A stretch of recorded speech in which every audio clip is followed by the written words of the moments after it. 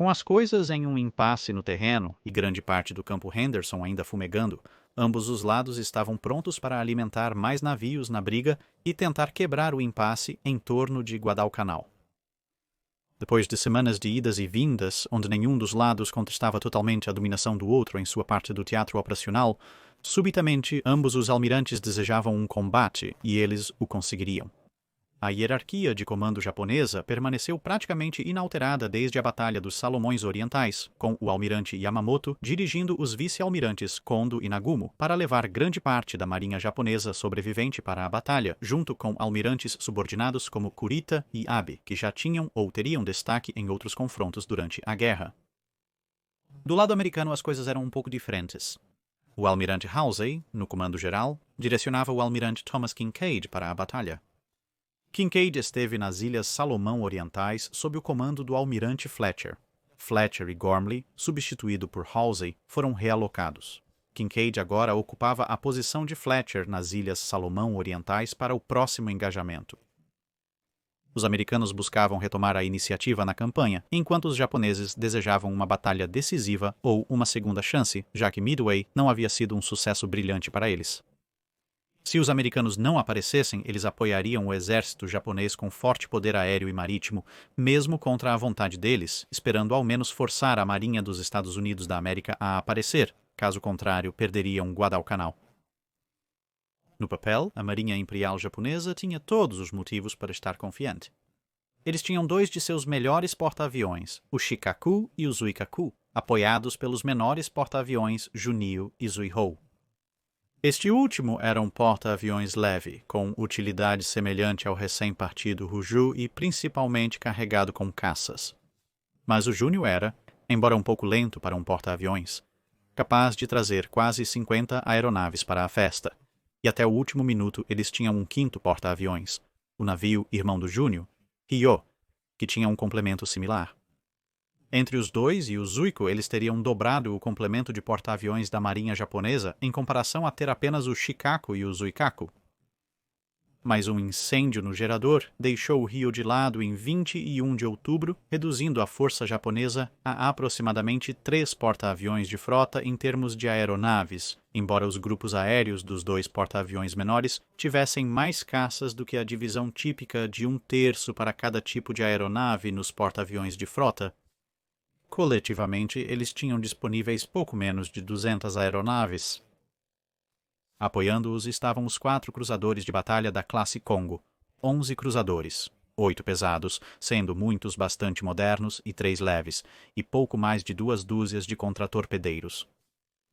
Em contraste, a Marinha dos Estados Unidos da América estava chegando com apenas 2 porta-aviões de frota. Os reparos acelerados feitos no Enterprise permitiram que ele estivesse presente ao lado do mais novo Hornet. Individualmente, os 2 porta-aviões tinham grupos aéreos um pouco maiores que os Shikakus, mas no geral ainda estavam cerca de 60 aeronaves a menos quando comparados ao total da ala aérea da marinha japonesa. Graças aos grandes grupos de caças, eles tinham apenas cerca de 10 aeronaves a menos que seus equivalentes japoneses em caças, e alguns Dauntlesses a mais comparado ao contingente VAL da marinha japonesa. Mas os 57 bombardeiros de torpedo Kate japoneses eram uma espécie de vantagem em comparação com os 24 Avengers que as forças da Marinha dos Estados Unidos da América carregavam.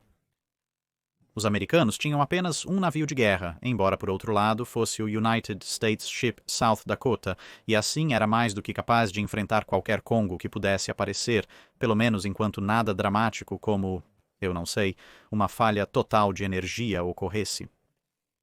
Em uma luta em superfície, no entanto, as coisas seriam feias. O South Dakota estava em desvantagem de 4-1, enfrentando uma linha de cruzadores da Marinha dos Estados Unidos da América, composta por 3 cruzadores pesados mais antigos, 3 cruzadores leves da classe Atlanta e cerca de uma dúzia de destroyers. O encouraçado Washington e sua força de escolta estavam no teatro, mas muito distantes para auxiliar neste engajamento específico. Mas, por outro lado, algumas das aeronaves do campo de Henderson sobreviveram e alguns reparos no aeródromo foram feitos e um grande ataque terrestre pelo exército japonês iniciado no dia 20 de outubro falhou em tomar o vital aeródromo. Isso permitiu que a Força Aérea Cactus infligisse danos aos japoneses avançando, afundando o cruzador leve Iura. Como os japoneses haviam sido informados pelo exército de que eles de fato haviam capturado o aeródromo, essa pequena omissão não fez muito pelas relações entre a marinha e o exército japonês, embora, para ser perfeitamente honesto, não havia muitas pontes para queimar neste ponto. As forças navais japonesas foram divididas em três. Junio e cerca de metade das forças de superfície estavam em os outros 3 porta-aviões e seu escolta em um segundo grupo, e o saldo das forças de superfície pesadas em um terceiro grupo, com o almirante Kondo no comando geral. O layout dos Estados Unidos da América era mais simples. 2 forças-tarefa, cada uma com um porta-aviões, navegando próximas, com South Dakota na tela da frota do Enterprise. A batalha quase começou em 25 de outubro, quando uma Catalina, o versátil barco voador, avistou a principal força de porta-aviões japonesa, mas eles estavam fora do alcance de ataque dos Estados Unidos da América.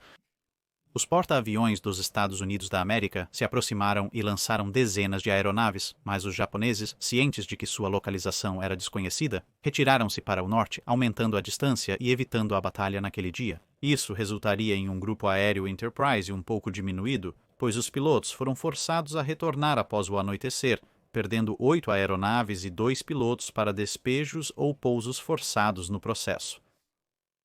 Contudo, confiantes em alcançar os americanos agora que tinham uma ideia de sua localização, os japoneses viraram nas primeiras horas da manhã seguinte e rumaram para o sul novamente, ambos os lados se aproximando até ficarem dentro do alcance de ataque das aeronaves um do outro. O amanhecer trouxe aeronaves de reconhecimento aos céus de ambos os lados. Em cerca de 10 minutos, os batedores relataram a posição de grandes partes da frota inimiga. Agora era uma corrida para lançar as aeronaves de ataque. As Catalinas haviam avistado as formações japonesas muito antes, graças ao radar, mas seus relatórios demoraram tanto para chegar a Kincaid que, quando chegaram, ele os considerou inúteis, pois as forças japonesas certamente estariam em posições diferentes no momento em que ele pudesse ler o relatório e realmente agir sobre ele. Os japoneses venceram a corrida de aeronaves de ataque com 64 aviões decolando menos de uma hora após receberem um relatório de reconhecimento, ajudados por navegarem para o sudeste contra o vento, enquanto os porta-aviões dos Estados Unidos da América que vinham na direção oposta tiveram que voltar para lançar suas aeronaves. Porém, a Marinha dos Estados Unidos da América desferiu o primeiro ataque. Os SBD-3 Dauntlesses serviram como batedores e iniciaram pequenos ataques. 2 dessas aeronaves encontraram o Zurro durante a partida da força de ataque japonesa. A patrulha aérea de combate japonesa foi distraída por outros batedores americanos, permitindo que as aeronaves recém-chegadas marcassem ao menos um acerto significativo com 227 kg. As aeronaves estavam com armamentos leves, refletindo seu papel de batedores em contraste com as 450 kg que os Dauntlesses poderiam carregar para o ataque. Ainda assim, essa explosão foi suficiente para arruinar o dia do Zvirro, deixando-a à deriva, mas com suas aeronaves tendo que encontrar um novo lar ao retornar, pois ela não podia mais pousá-las, já que todo o equipamento de parada havia sido destruído na explosão. Sentindo que tinham a vantagem sobre os navios dos Estados Unidos da América, a formação japonesa, composta quase inteiramente por navios de superfície, foi ordenada a avançar para enfrentar as forças da Marinha dos Estados Unidos da América em uma ação de superfície. Junya e seu grupo se aproximaram para apoiar os Shikakos, e um segundo ataque dos últimos porta-aviões foi lançado. Este ataque era menor que o primeiro, mas ainda assim significava que mais de 100 aeronaves em 2 ondas organizadas estavam indo em direção à Marinha dos Estados Unidos da América. Assim como em Midway, as próprias operações aéreas da Marinha dos Estados Unidos da América foram um pouco mais lentas, embora apenas pouco mais de um quarto de hora, em comparação com o abismo muito mais massivo que ocorreu na batalha anterior. No entanto, esse aumento de velocidade teve um preço. As aeronaves estavam se formando em pequenos grupos de cerca de 2 dúzias antes de seguirem por conta própria, com números variados de bombardeiros de torpedo e mergulho em cada grupo. A única consistência real estava nos caças, pois cerca de 8 Wildcats escoltavam cada uma das 3 pequenas formações. A Marinha dos Estados Unidos da América ainda não dominava totalmente o ataque multideck que a Marinha japonesa conseguia realizar. Conforme o tempo passava e começava a se aproximar de 8:15 da manhã, os vários grupos de ataque começaram a se cruzar. Os aviões de ataque pesados aguardavam em silêncio, esperando que os caças de escolta inimigos se preocupassem mais com suas próprias cargas do que com os alvos suculentos e pesados que eles mesmos eram. Na maior parte, isso se manteve verdadeiro, mas uma formação de zeros do Zuiho foi atrás do grupo que havia sido lançado do Enterprise, trocando 4 zeros por 3 Wildcats e 2 Avengers desligados, e outro Wildcat e 2 Avengers forçados a abortar, deixando aquele grupo particular com apenas 3 Nautiluses, 5 Avengers e 4 Wildcats para seguir em frente. No entanto, isso removeu os 5 zeros restantes nessa formação da luta, pois todos eles estavam com pouca ou sem munição. Os japoneses realizaram seu ataque primeiro. 10 minutos após passar pelas aeronaves dos Estados Unidos da América, avistaram o Hornet, com o clima ocultando brevemente o Enterprise. As coisas melhoraram um pouco em relação às Ilhas Salomão Orientais, e 3 dúzias de F-4F Wildcats em patrulha aérea de combate foram direcionados para os hostis que se aproximavam. Mas, após a tarefa inicial, as coisas desmoronaram de volta para a cacofonia e o caos familiares aos a bordo do Enterprise. O resultado final foi praticamente o mesmo, com as aeronaves japonesas iniciando seus ataques ao Hornet, enquanto a maioria dos Wildcats se organizava para atacar os que se aproximavam. Inicialmente, apenas o radar do cruzador Northampton havia detectado os atacantes. Sem saber que nenhum dos porta-aviões havia percebido as aeronaves em seus próprios sensores, o Northampton manteve silêncio no rádio e usou bandeiras de sinalização para informar o Hornet, atrasando a notificação. Quando o Enterprise percebeu o que estava acontecendo, seu oficial de direção de caça cometeu um erro crítico no calor do momento. Em vez de dar um vetor para as aeronaves japonesas que se aproximavam com base na bússola, ele deu um vetor relativo ao próprio navio. Isso não significava nada para os pilotos do Wildcat, que não conseguiam ver o Enterprise, pois estava na direção oposta se interpretassem a referência como absoluta. 5 bombardeiros de mergulho foram abatidos ou forçados a desistir, no entanto, o que deixou 16, e todos os 20 bombardeiros de torpedo estavam intactos. Hornet disparou o melhor que pôde, mas dividindo sua atenção entre atacantes altos e baixos, e com a bateria de 5 polegadas na popa temporariamente desativada por um jovem oficial que acidentalmente ultrapassou os limites das armas, congelando-as na posição, logo 2 bombas semi-perfurantes de 550 libras e uma bomba explosiva mais leve caíram, as primeiras penetrando no navio e a outra explodindo um buraco no convés, junto com um bombardeiro abatido que optou por atingir o Hornet, em vez do mar. Para um pequeno alívio, a bomba daquela aeronave também não detonou.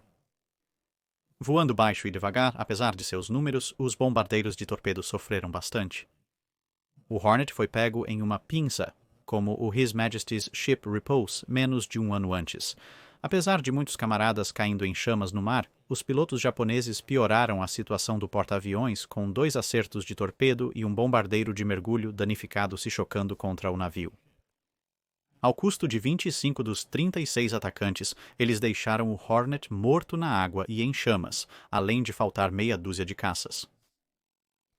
Com habilidade e aplombe notáveis, os escoltas do navio e sua tripulação trabalharam para controlar os incêndios e tentar montar uma linha de reboque. Mas a segunda onda japonesa se aproximava e a Enterprise tinha que lidar com ambos os porta-aviões, patrulha aérea de combate e aeronaves de reconhecimento, que chegavam com pouco combustível nos tanques. No entanto, este procedimento de pouso teria que ser cancelado, pois a Enterprise teve que mudar para limpar seu convés de voo pronto para a ação. Qualquer um ainda no ar e com pouco combustível teria que fazer um pouso forçado, o que, por sua vez, levou a primeira embarcação dos Estados Unidos da América a ser perdida naquele dia quando um Avenger pousou perto do destroyer United States Ship Porter, que logo depois levou um golpe de torpedo, possivelmente do arma do Avenger, decidindo que, a imersão na água certamente significa que deveria ser ativada. O United States Ship Shaw, o sobrevivente Revenant de Pearl Harbor, foi então forçado a resgatar a tripulação sobrevivente tanto do Porter quanto da aeronave antes de acabar com o Porter atingido com suas armas. Apesar dos resultados mistos da primeira força de ataque da Marinha dos Estados Unidos da América, nem tudo era perfeito para os japoneses. Os vingadores desse grupo se perderam e foram atrás do cruzador Tone em seu caminho de volta, errando, e os Wildcats foram cuidadosamente afastados por um único voo de zeros, deixando os Dauntlesses totalmente abertos a mais uma dúzia de caças japoneses. Porém, essas aeronaves prejudicaram um pouco o ataque japonês e os pilotos dos Dauntless começaram a fazer de tudo para dificultar ao máximo a vida dos pilotos inimigos. O Dauntless não era um caça por qualquer extensão da imaginação, mas um bom piloto poderia realizar um conjunto decente de ações evasivas que o tornariam um alvo difícil, e então, embora os Zeros tenham derrubado 4 bombardeiros de mergulho, 2 deles permanentemente e 2 forçados a abortar, os outros 11 conseguiram chegar a uma posição acima do Shikaku, que fez uma manobra evasiva bem feita que enviou o primeiro grupo de bombas de 1000 libras para o mar, mas aqui a natureza um pouco desorganizada do assalto americano realmente funcionou a seu favor, pois os próximos bombardeiros de mergulho iniciaram seus próprios mergulhos apenas tempo suficiente após a primeira aeronave para ver e corrigir essa ação evasiva, o que lhes permitiu marcar vários acertos de bombas causando danos pesados e deixando o Shikaku em chamas, e, como o Zuiho, incapaz de operar aeronaves. Infelizmente, essa oportunidade de ouro passou despercebida, pois o que restava da segunda formação dos Estados Unidos da América, bem como a totalidade da terceira formação, perdeu completamente os porta-aviões, em vez disso, atacando os cruzadores Suzuya e Shikuma, conseguindo um total de 3 bombas e um torpedo atingindo o Shikuma e forçando-o a se retirar com danos pesados. Uma aeronave japonesa da primeira onda avistou o Enterprise emergindo da chuva que o ocultava enquanto retornava à frota dos Estados Unidos da América. E avisou à segunda onda, Onda Shallow. O Hornet, neste ponto, ainda estava em chamas e parecia estar acabado, então essas novas aeronaves foram atrás do Enterprise. Novamente, a patrulha aérea de combate foi acionada, mas só conseguiu entrar em ação quando os ataques começaram. Agora familiarizados com este cenário particular, o Enterprise e seus escoltas ofereceram uma resistência furiosa, mas ainda assim várias bombas semi-perfurantes atingiram o porta-aviões ao custo total de 12 dos 19 atacantes, 10 deles abatidos ali mesmo e 2 sendo forçados a abandonar mais tarde devido aos danos, então chegaram os bombardeiros de torpedo. Mas diferente daqueles que feriram gravemente o Hornet. Estes dividiram sua atenção entre o Enterprise, South Dakota, Portland e o destruidor United States Ship Smith, bastante confuso, que recebeu um Kate danificado e seu torpedo na cara por seus problemas. Os Wildcats também interceptaram mais rapidamente, e apenas 5 das 16 aeronaves de torpedo sobreviveram. Diferente de seus compatriotas anteriores, essa terrível taxa de baixas não teve muito a mostrar por isso. Além do Smith que ardia em chamas selvagens, que mesmo assim evitou se tornar o segundo navio a afundar perseguindo o acelerado South Dakota e imergindo-se nas grandes ondas de água que o encouraçado estava jogando para cima, apagando a maioria dos incêndios a bordo. A tripulação do Enterprise, poupada de qualquer impacto de torpedo, conseguiu controlar os incêndios a bordo e retomou o pouso de aeronaves, apenas para ser forçada a interrompê-lo novamente antes do almoço, quando uma terceira onda de aeronaves japonesas surgiu. Estes vieram do Junho, que havia entrado no alcance e lançado seus bombardeiros de mergulho, embora novamente estes se dividissem, resultando apenas em um quase acerto, um tanto danoso ao Enterprise, um acerto no South Dakota e outro no United States Ship San Juan. Os 17 bombardeiros de mergulho perderam 8 de seu número em troca na luta, com mais 3 muito danificados para se recuperar no outro extremo. Apesar das grandes perdas de aeronaves, a Marinha dos Estados Unidos da América ficou sem capacidade significativa de porta-aviões. O Hornet ainda estava morto na água e o Enterprise estava muito danificado para realizar operações ofensivas de voo, conseguindo apenas receber as aeronaves de volta a bordo. Por outro lado, os japoneses ainda tinham Zuikaku e Junyo intactos, podendo organizar outra ofensiva. Assim, o almirante Kinkaide decidiu recuar, pois desconhecia quantas aeronaves os japoneses haviam perdido. Neste ponto, com as forças de superfície japonesas tendo coberto metade do terreno entre os dois lados, provavelmente era o curso de ação mais sensato. Com o convés de voo e os hangares do Enterprise lotados, outras aeronaves foram instruídas a pousar próximo a outros navios dos Estados Unidos da América que as resgatariam. Como se viu, Zuikaku e Junyo estavam preparando um contra-ataque. mas os sobreviventes espalhados, maltrapilhos e gravemente atingidos das operações da manhã abalaram muitos dos oficiais observadores.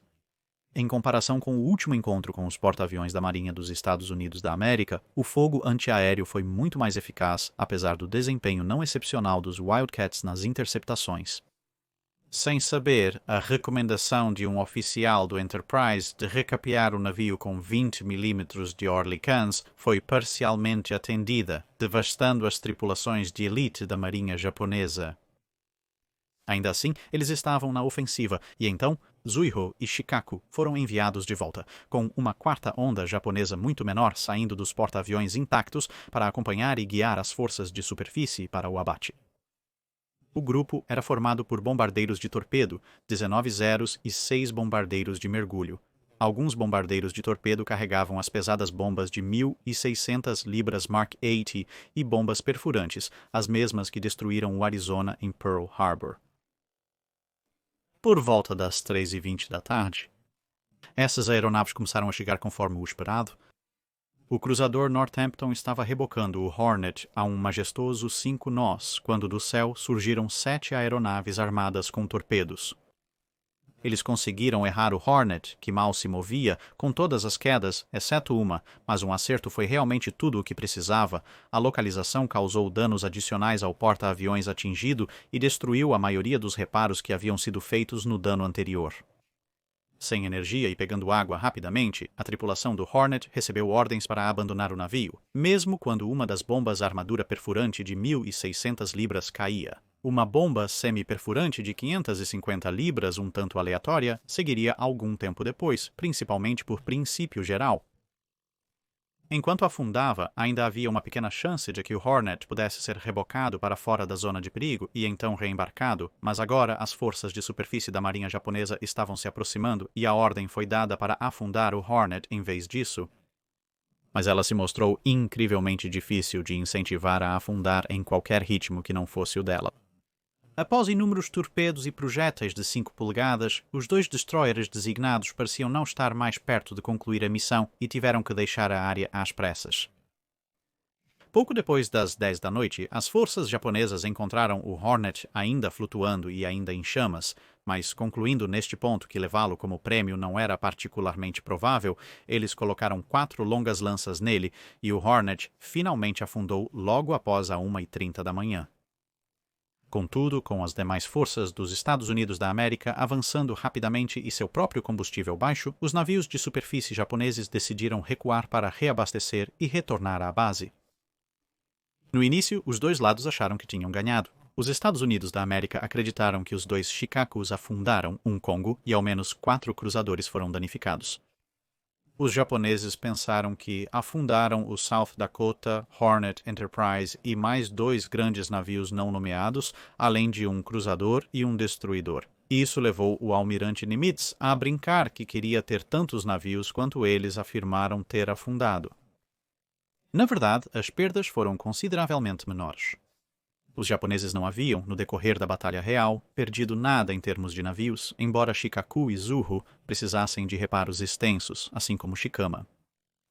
Mais premente foi a perda de quase 100 aeronaves e muitos de seus preciosos tripulantes. Os Estados Unidos da América, por outro lado, perderam Hornet e Porter com danos em graus variados para Enterprise, South Dakota, San Juan, Smith e Mahan, este último por ter sido atingido de raspão pela South Dakota durante a retirada, bem como 81 aeronaves, mas uma proporção muito menor de tripulantes perdidos. Cerca de 1/6 das perdas de tripulantes japoneses. Mas, claro, eles também haviam deixado o campo para o inimigo. Isso deixou o danificado Enterprise como o único porta-aviões dos Estados Unidos da América no Pacífico, enquanto o Saratoga estava no porto. Os japoneses tinham o Zuikaku, o Junyo, poderiam reativar o HEO se necessário, além de alguns porta-aviões leves, se encontrassem esquadrões para voá-los. Apesar dos danos, a tripulação do porta-aviões Six declarou-se feliz, pois agora seria o Enterprise contra o Japão, uma luta aproximadamente igual. O navio permaneceria no Pacífico Ocidental nas próximas semanas em diferentes estágios de reparos improvisados até ser aliviado. Contudo, as perdas devastadoras para a tripulação aérea impediram os japoneses de explorar plenamente sua vitória. Com mais da metade do cadre aéreo pré-guerra agora morto ao longo de várias batalhas, os porta-aviões sobreviventes foram em grande parte retirados e a decisão foi tomada para terminar os esforços de Guadalcanal à moda antiga com navios de capital de superfície. Os Estados Unidos da América não tinham mais porta-aviões operacionais, independentemente da disponibilidade de aeronaves, restando apenas os encouraçados como ferramenta ofensiva. E assim o palco foi montado para a próxima grande batalha da campanha, enquanto a classe Congo liderava os esforços japoneses para completar sua vitória e o United States Ship South Dakota e Washington foram designados para impedi-los. Assim como na Batalha das Ilhas Salomão Orientais, o relatório de ação do Enterprise, além de cobrir a própria batalha, contém muitas informações úteis, observando que o gasto foi de pouco mais de 50 mil rodadas de munição antiaérea das defesas do navio, 46 mil das quais eram munição de 20 milímetros, além de um aumento de mais de 4 vezes no gasto de munição de 5 polegadas. O relatório traz observações surpreendentes sobre o estado de alguns dos sistemas mais avançados da empresa. Seguem alguns destaques, pois o relatório completo é ainda mais extenso. Defesa por baterias antiaéreas, esta é a seção 100. Item 1. O radar de controle de fogo não detectou alvo novamente. Em nenhum momento desde sua instalação ele foi útil. As recomendações previamente enviadas relativas à sua modificação são novamente enfatizadas. Os requisitos de precisão para atingir um alvo aéreo com este equipamento parecem não poder ser atendidos em ação. Nenhum diretor de 5 polegadas pegou alvos, embora o telêmetro em Skyforward pudesse fazê-lo. 3.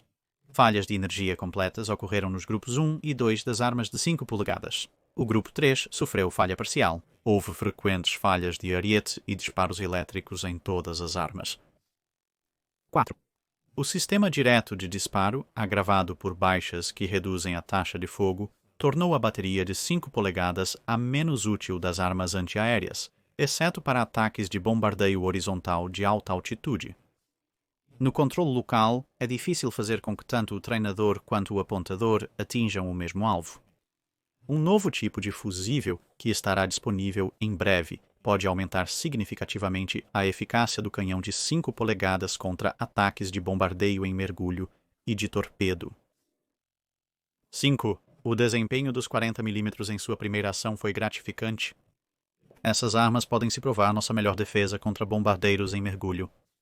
Atualmente existem vários defeitos. As vazias engatam nos chutes, o controle local é muito sensível, os mecanismos de disparo são insatisfatórios e nossos escudos de estilhaços são muito altos.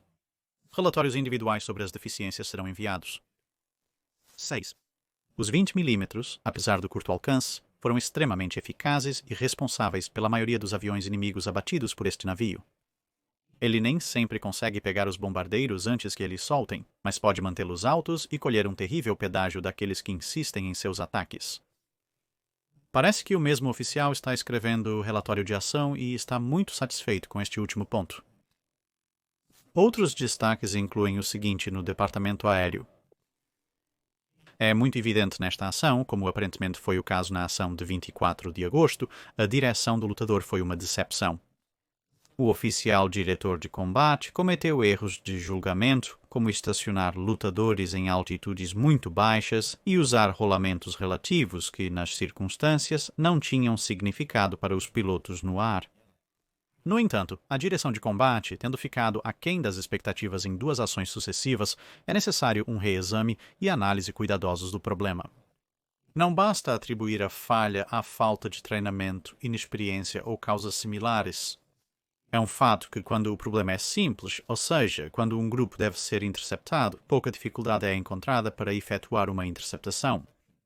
Durante o trajeto para o Pacífico Sul, isso foi repetido em exercícios onde nossos bombardeiros de mergulho ou aviões de torpedo representando o inimigo vinham de direção e altitude não anunciadas.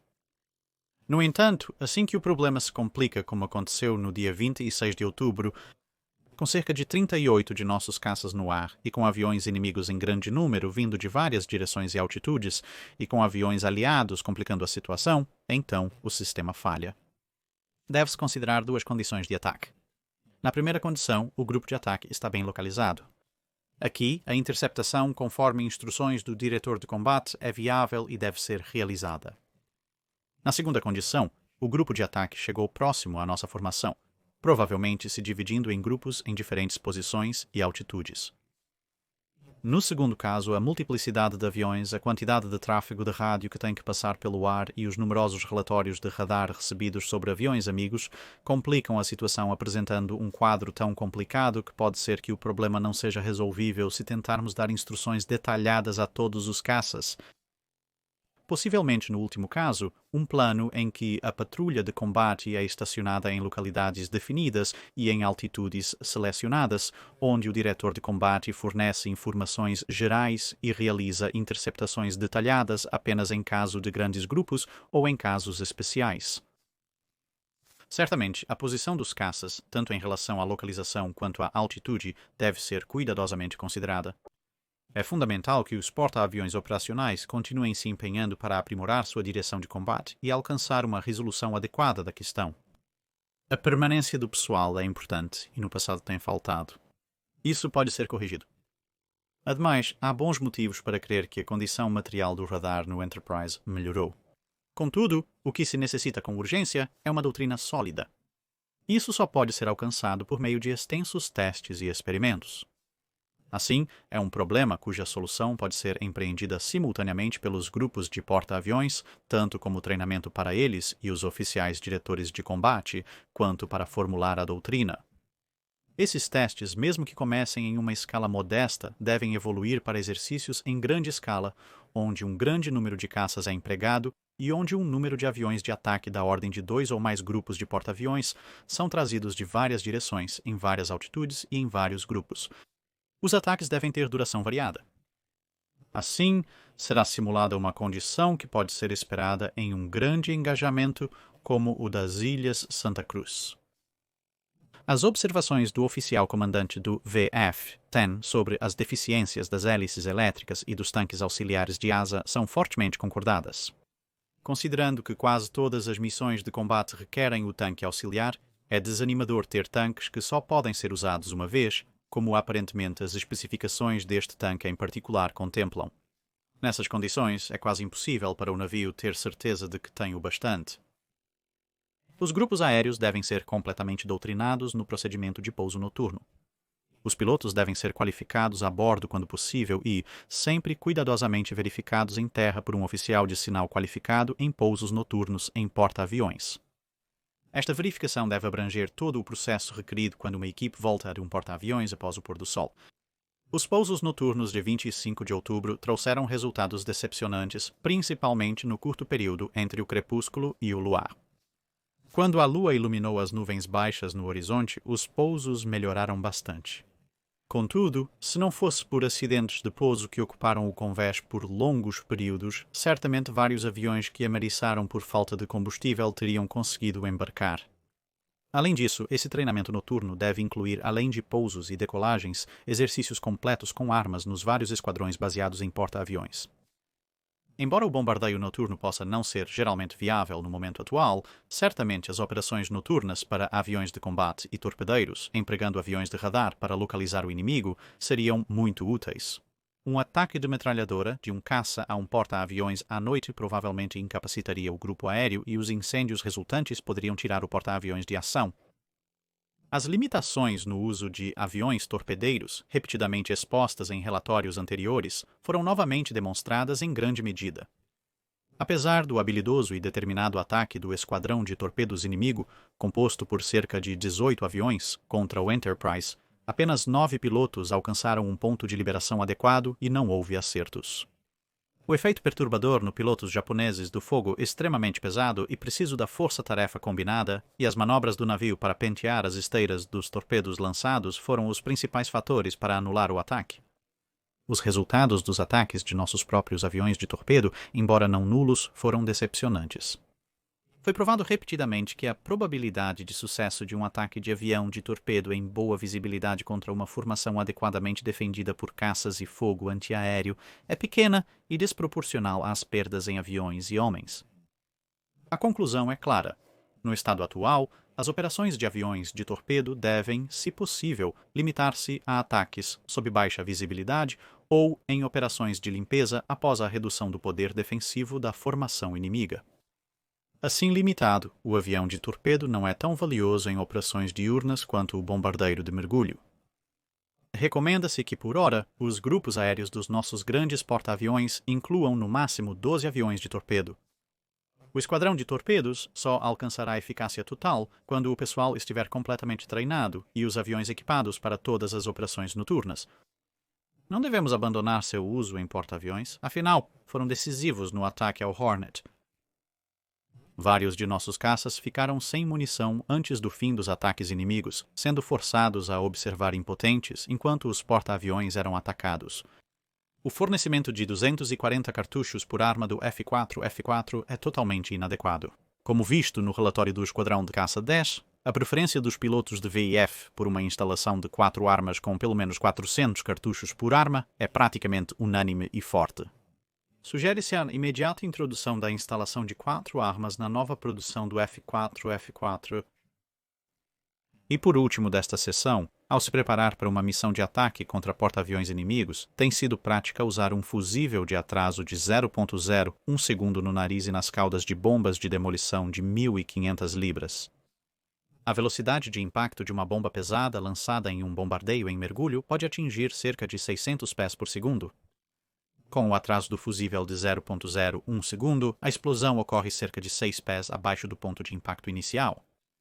A expectativa é que uma bomba com esse fusível, ao atingir o convés de voo de um porta-aviões japonês, detone cerca de 6 pés abaixo do teto do hangar, uma área bem ventilada. Isso provavelmente resultará em um grande buraco no convés de voo, mas pode ser facilmente superado. Uma bomba com esse fusível detonará a cerca de 5 pés abaixo da superfície da água, profundidade que abafa os fragmentos, mas não proporciona um bom efeito de mineração.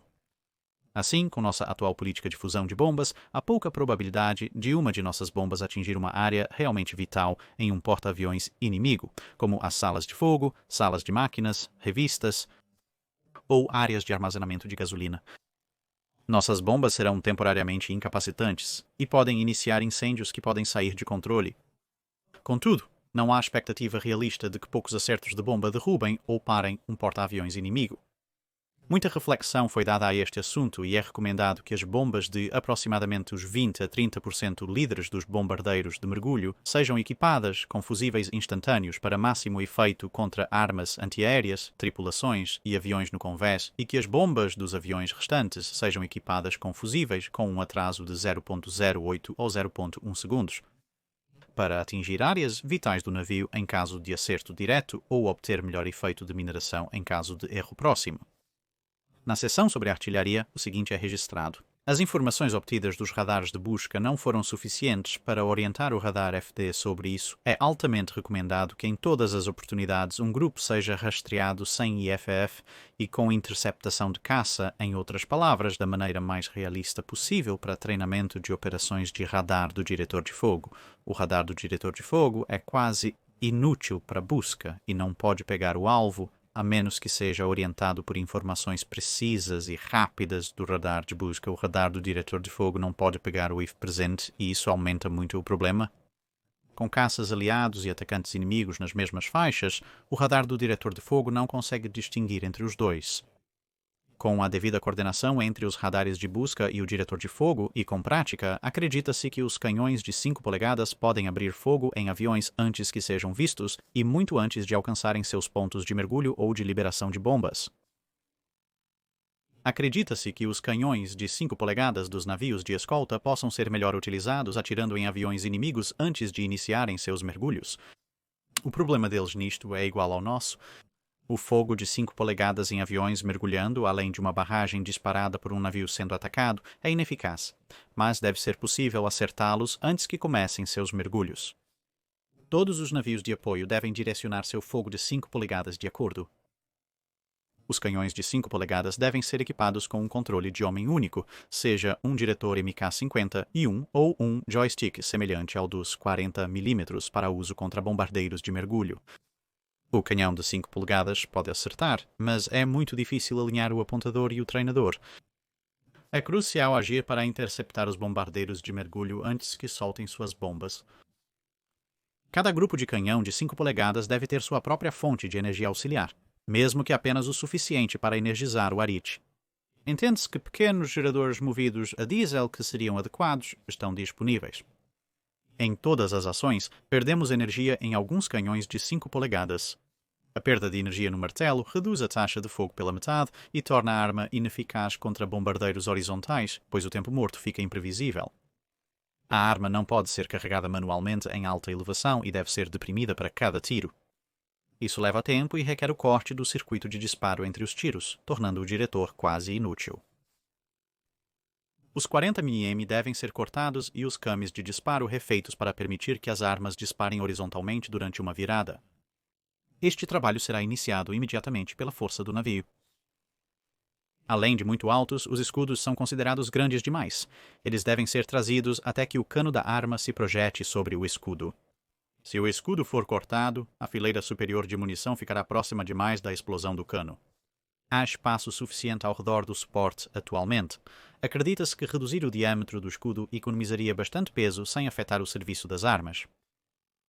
Após investigação minuciosa, deve-se analisar as calhas de ejeção, pois o disparo de nossas armas de 40 mm foi interrompido várias vezes em momentos críticos devido a cartuchos vazios presos no tubo. Estamos fazendo testes para achar uma solução, mas o que pode ser feito pela força do navio é limitado. O controle do 40 mm é muito sensível. Um sistema de alavancagem deve ser projetado no bastão atual. Atualmente, sempre que o ponteiro muda seu peso levemente ou o navio aderna, a arma oscila com violência em uma direção indesejada. O sistema de disparo mecânico dos 40 mm não é satisfatório porque é muito complicado de manter e os cortes não podem ser ajustados com precisão. Isso pode ser muito simplificado e melhorado. O diretor MiG-51 e as miras MiG-14 são excelentes, mas a montagem deve ser rígida e a localização livre de fumaça para a máxima eficácia. A velocidade inicial da arma de 20 mm deve ser aumentada e o peso e a forma do projétil devem ser alterados para lhe dar melhores qualidades balísticas. Um aumento no alcance efetivo de cerca de 1000 jardas é essencial, mas será ainda mais essencial quando o inimigo perceber que provavelmente pode sobreviver se retirando a 3 ou 4 mil pés, enquanto atualmente é quase suicídio descer a 1500 pés. É imprescindível elevar a depressão dos canhões de 20 mm para que as armas do lado alto possam disparar horizontalmente contra aviões torpedeiros inimigos quando o navio estiver inclinado em manobra evasiva.